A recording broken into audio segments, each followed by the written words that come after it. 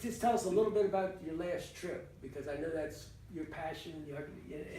Just tell us what you do, and then I'll we'll close in a prayer. But I'm just curious. Well, you mentioned my thing. Recovery and archaeology go hand in hand. Yeah. I've been I grew up in a home where my dad taught me to love history, and that was American history.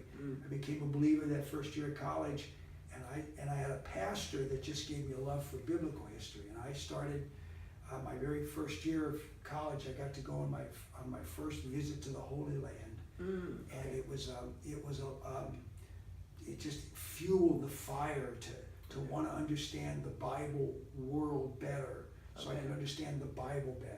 Wow. And as a pastor, I started spending more time studying archaeology so I could explain to church folks on Sunday about the world that these people lived in, to understand them better. Wow. And I went and got a degree, a graduate degree, after I already was doing pastoral work here. And archaeology has become a really important tool for my own personal spiritual walk. And then I find out, well, other people are interested in it too, and it really helps them to appreciate the Bible, and even done properly brings the Bible alive. So archaeology is a big part of who I am and what I do, and I've been running 2 digs over the last 20 years. I'm not the director, I'm the assistant director in these digs, and it's just been a really exciting thing.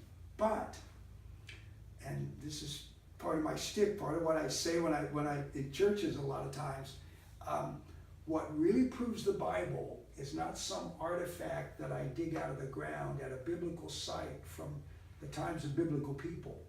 What really proves the Bible is not what we dig out of the ground, but what really proves it is the change in a person's life. The real proof of the Bible is what Jesus has done for me. Now this that I find under the ground, that demonstrates we can trust the Bible for history. And if we can trust it for history, we can trust it for eternity. And if we can trust it for history and eternity, we can trust it for the present, one day at a time.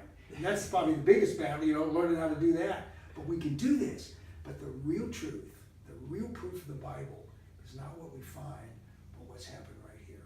And that's why archaeology and recovery worked for me, because the real proof of the Bible is recovery, not archaeology. Now, archaeology is helpful, but what happens, and that's why even though I was doing archaeology full time, this is the coolest job I've ever had, working with guys in recovery, because they come to my place looking for help, wanting some answers, and I lay it out there for them, and they wrestle with it.